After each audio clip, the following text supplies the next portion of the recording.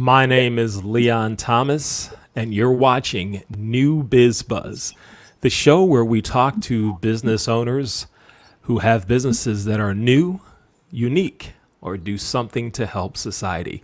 We're glad you're here for this episode of New Bizz Buzz. Here we go.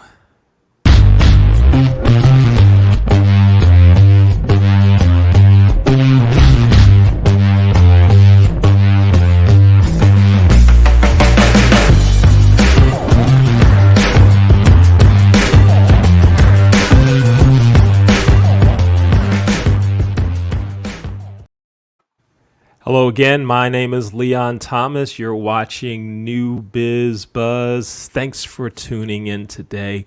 We have a great show. Every show is good here on New Bizz Buzz, but I'm especially excited about today's show.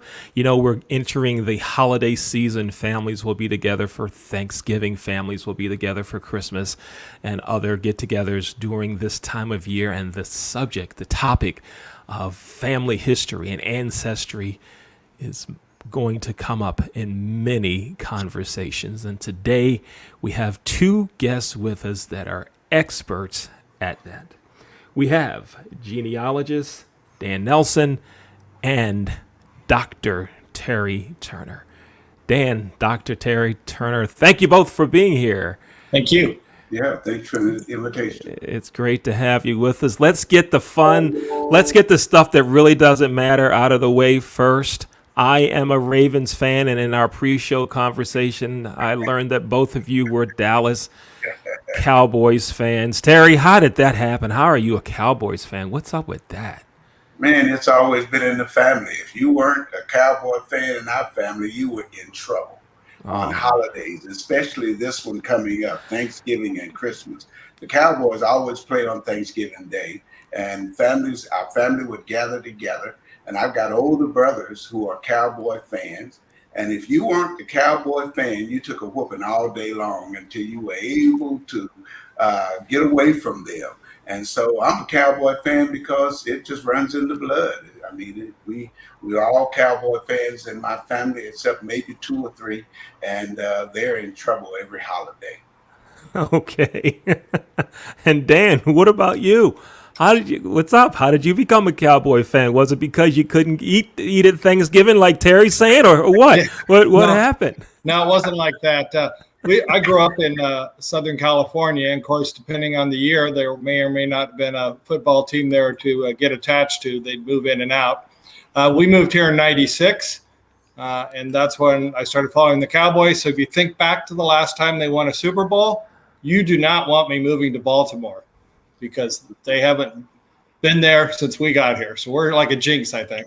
All right. Okay. And just for the record, I'd like everyone to know that our producer, Dr. Jay Rasenko, is a Steelers fan, but we won't bring him on camera right now because we don't want to hear anything about the Steelers. All right. So, Terry, Dan, let's start with you. You're a genealogist. How long have you been a genealogist? Tell us about your background in it and what you specialize in now.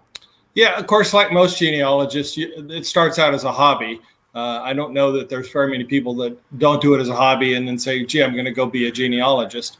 And so I was doing it for my family. And then I had a lot of friends and business acquaintances. And one of them at one point said, hey, you always tell these great stories about your family. Would you research my wife's family for her? And I thought he meant like research it. And it's, something that I would staple 10 pages in the corner and hand it off as a favor to a friend, which would have been great. And he says, no. I want to pay you for it. And I want you to put it in a book. And I thought, wow, somebody wants to pay me to do what has been my hobby. So I practiced on my own family in terms of putting it into books because I hadn't done that. One of the big mistakes people make that do genealogy as a hobby is they never put a bow on it. They never wrap it up. So it gets thrown in the trash when they pass. So I put it all into books, and we've been going since then, and it's been great. And then, I sort of just grew on its own, referrals and connections. And I've stayed busy and published over 50 books for people of their family history, researched many more. Some people don't get it put in the book. Some people just want to know, who their father is, and we use DNA for that. Okay. All right. Great. Great. Now, I've never done any research studying on my family. I have family members that have done that. And Dr. Turner, you've done some extensive research on this as well. Tell us about your studies and what you found out, and how did you get started in it? Well, I'll start with how I got started. Doing my dissertation, I discovered that there were risk factors in the African American family.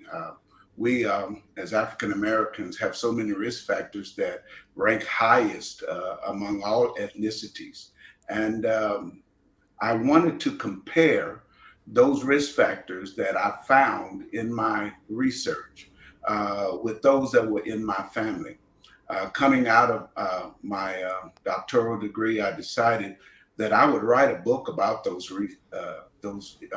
risk factors, and in writing that book, I realized, well, I've told the story of the African American family in my book, God's Amazing Grace: Reconciling 4 Centuries of African American Marriages and Families.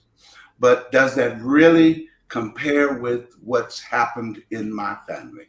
And so my research with my family began after I completed my book and wanted to really determine if my family went through the out of wedlock births that are ever prevalent in African American history, and the separation of families during slavery, and all of the risk factors that are associated with slavery and African Americans today, which most people, when you say that to them, they don't recognize that there's a connection there.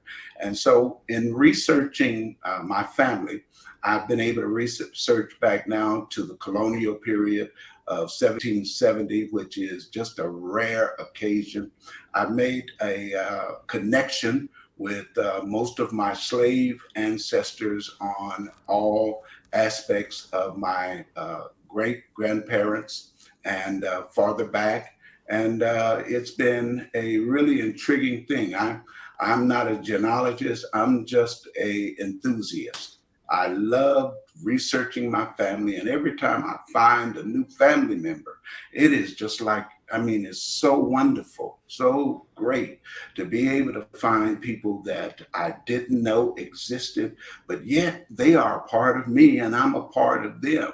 And because African American history has been written out of our textbooks and written out of all of the societal norms that would teach about who we were as a people. For me, researching then opens up the doors for other African Americans who know nothing about their family to be able to help them tell their family stories. And so this has been what has promoted my research and has made research so exciting for me. Wow, that is really, really interesting.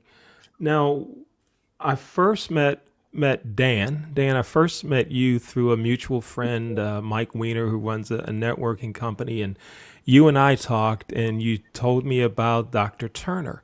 Now, what I'd like to know is, and I want to hear from both of you, how did the two of you get connected? You're both doing similar work, the same work, but how did y'all connect? Terry, you go first. Okay, well, while researching, I ran into some issues that I found very, very difficult to understand.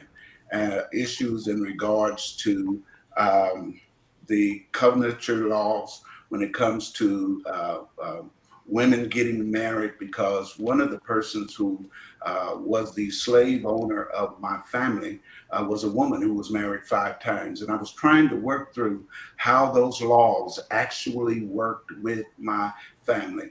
And so I reached out to Dan and wanted to get Dan's help on how I could look at those covenantal laws and get a better understanding of how society worked during those days and times. And then I was so impressed by his answers. I asked Dan then if he would be willing to assist me with my book, My book, which is entitled now that I'm working on, is When Grace Flows Backwards, Embracing Our Ancestors, which my YouTube site is a spinoff of that book, Embracing Our Ancestors. And so that's how I remembered our relationship coming together and getting connected. And the rest is history. And Dan will probably tell you why I'm a part of his firm. I'm still trying to figure out what he's doing with me. An enthusiast who loves researching. Yeah, Dan, go ahead and tell us how did when Terry contacted you and you guys connected and you brought this enthusiast in as part of your firm. Tell us about that. Let's hear your recollection of it and why you brought him on.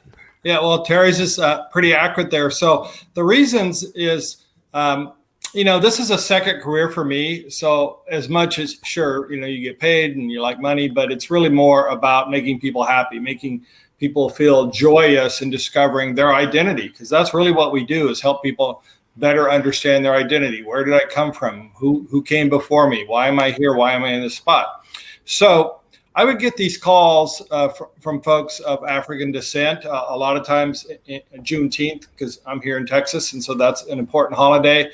There's been, other movements across the country at different times to help people sort of think, what about me? Where does it come from? A lot of these things are people, sort of trying to search for their identity. And I thought, I can get anybody back to 1870. But boy, if you're of African descent, before the Emancipation Proclamation, you were certainly not treated the same way in terms of documentation and records. And I thought, I could sit here all day and try and figure this out myself to try and help these people. But I thought a smarter thing to do is let me get the guy I know who knows the most. And I'm sure there's somebody that knows more and there's somebody that knows more than me. But let me get the guy I know that has done this work and versus reinventing the wheel. And then through our firm, be able to offer that service to people so they can find out about their identity. So I've been working hard through, as you know, Mike and other groups to try and reach people of influence in the African American community so that people of African descent can also have an opportunity to discover more about themselves. And of course, you could teach people to fish, like how to go do it yourself, or you could say, we'll fish for you. And we're the We'll Fish For You outfit. So for people that don't want to fish for themselves, let us help you figure this out and guide you. Mm-hmm. Now, I think about the work that both of you do, and I think about my family. I only know of my father's side of the family back to my great-grandmother, and I know of my maternal grandmother side of the family because we had family reunions on that side of the family, so I'm more familiar with it. And to my knowledge, only one member of either side of the families has gone deeper to research some. And one of you said that often this information is gathered and we don't put a bow on it. I really don't know what she found out at all.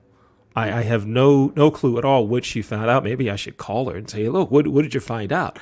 And it's so interesting that you're enthusiastic about this. You really know what you're talking about when it comes to this. So give me some advice. First, if I wanted to start on my own, and you're the fish for you people though, give me one place that I should look at, or our viewers should look at. And then I want to hear more about what you do, how people can get in touch with you, because I know that this is going to be a conversation that's taking place around the dinner and celebration tables here. So Dan, go ahead first. Tell me if I wanted to start, where do I start? Where's the most basic place? Well, the very first thing I would do is that elderly relative that may have information, get it now, because, we all learned this last year that we're not immortal. So don't put that off. The second, in terms of places to go, there's a number of paid for companies. Ancestry.com is the largest. There's MyHeritage, there's Genealogy, Bank, and there's a few other places, and in other countries there's even others. But the free one, and I think it's as good as anything else, is Family Search, and that's tied into the LDS Church. Some people may or may not, depending on whatever they choose, may not want to store their information there, but there's a great resource base there, and there's a way to organize your information. For what we do, we use one company because we're able to pull what we put into the galleries of that company into our books. So that's certainly much easier for us, less expensive for the client, because we're not having to take pictures and documents and make photos of them and then place them in a book. Mm-hmm. Terry, you're obviously an enthusiast about this and have done a lot of research on your family. Tell me, you mentioned about, I think you called them risk factors that we have, that the African Americans have. What are some things that you found out, and how does the past tie into the risk factors that we have now? Can you make some connections for that for us, please? Well, absolutely. But let me share with you, always start with yourself and researching back.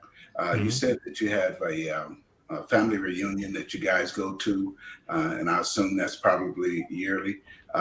Your family members have just a multitude of data that they could share with one another that will begin to develop that family tree for you guys, where you'll be able to work off of that. I didn't know my grandparents, didn't know my great grandparents. I had no idea. You're better off than I was when I first started doing family research. I just didn't know who my people were. My dad died when I was 10 years old, and my mom never talked about her side. Her parents died when she was young. Her dad lived. The only grandparent I knew was an 80-year-old granddaddy who, when I was probably 10 years old, came to live with us, and he was a very sickly man at that time.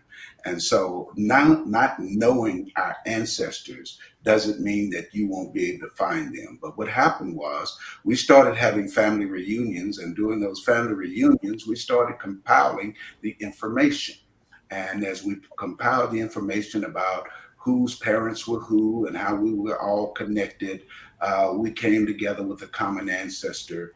And with that common ancestor, we were able to build off of that. And that's where I actually first learned the names of my great grandparents, was through just relatives coming together and us talking and deciding we were going to research our family.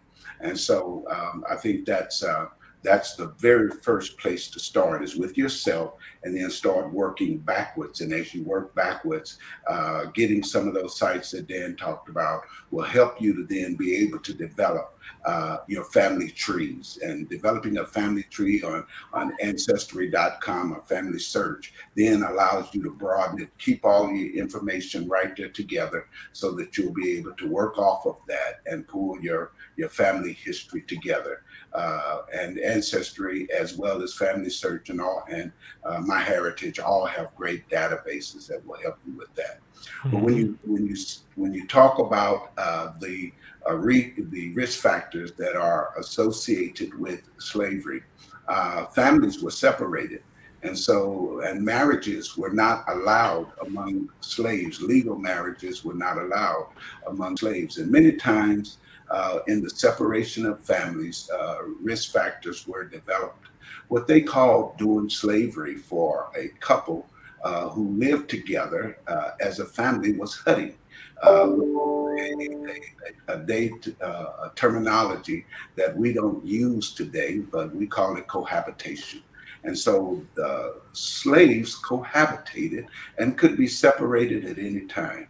And when families are separated, it creates traumas in their life. Whenever there's a trauma that is developed, it's handed down 4 to 5 generations if it's not dealt with. And we know during that time that there were no medical facilities that allow people to come together and get any counseling or any attention mentally to help them to work through those separation processes. And that's one of the things that has happened so tremendously in our society.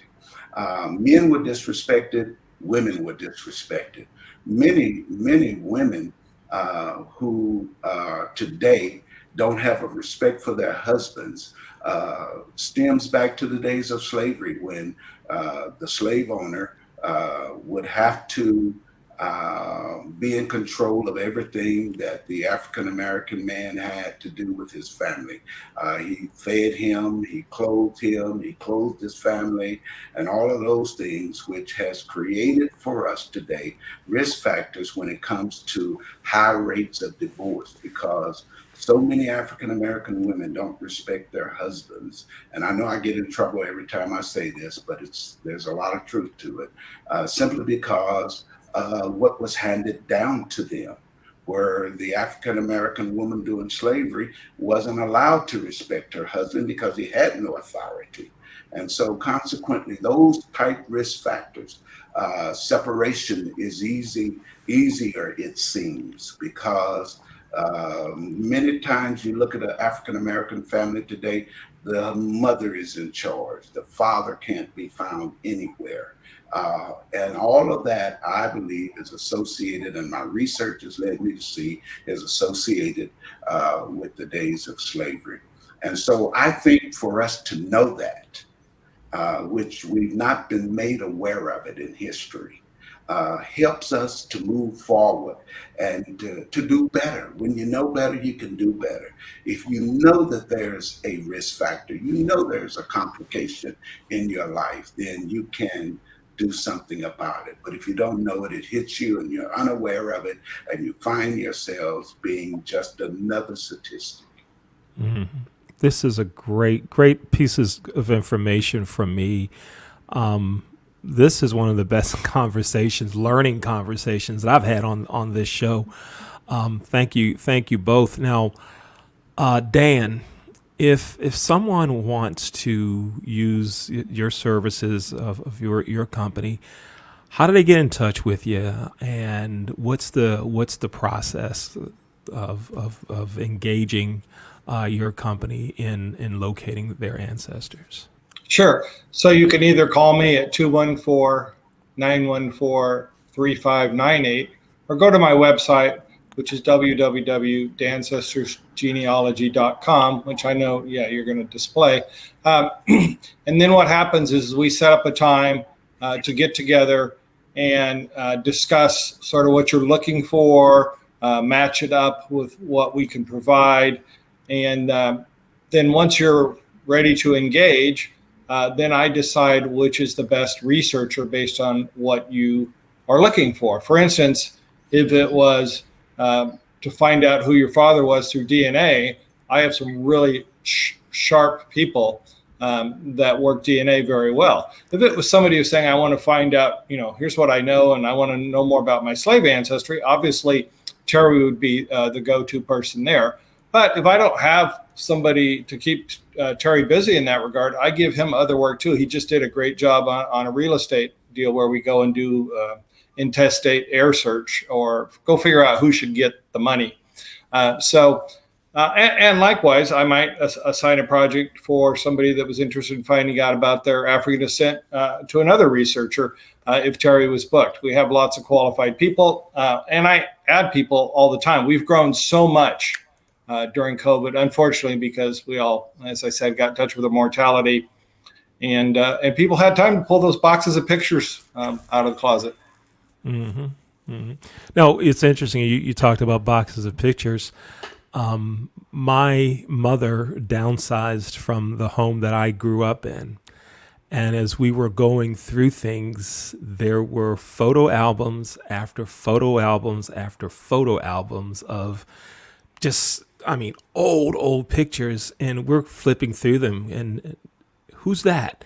Who's that? Who's that? Who's that? Who's that? We didn't know who a lot of these folks were. And it was, I think, the times we were supposed to go there to move furniture around and clean out and throw things away and sell this and sell that, we spent more time looking through those things. And the conversation did come up then about, we don't know as much about our family as we should. And Dr. Turner, you're an enthusiast on this. You've done a great deal of research on this. Tell us about your books, and also understand you have a YouTube channel. Tell us about that and the type of information you provide there, please. I wanted to say, when you were talking about pictures, Leon, this is a picture that was in my aunt's house. My family didn't talk about our ancestors at all. You'd ask them, and many of them, their English was so broken that it was very difficult for us to understand, and the conversations would get frustrated as we tried to talk to the older generation about where they came from. But this picture just hung around. My brother took it from my aunt's house, and before my brother passed, he gave it to me. And he said to me, Terry, this is somebody special. It was hanging in Aunt Cirilla's house. And we know it's special because it had a prominent place in her house. We don't know who she is. And so I took the picture. In the midst of my research, I began to look at who this picture could have been. And I learned through the research that my grandmother, my Aunt Cirilla's mother, and my father's mother died when they were just children, and their grandmother raised them. And I did some evaluation on this picture.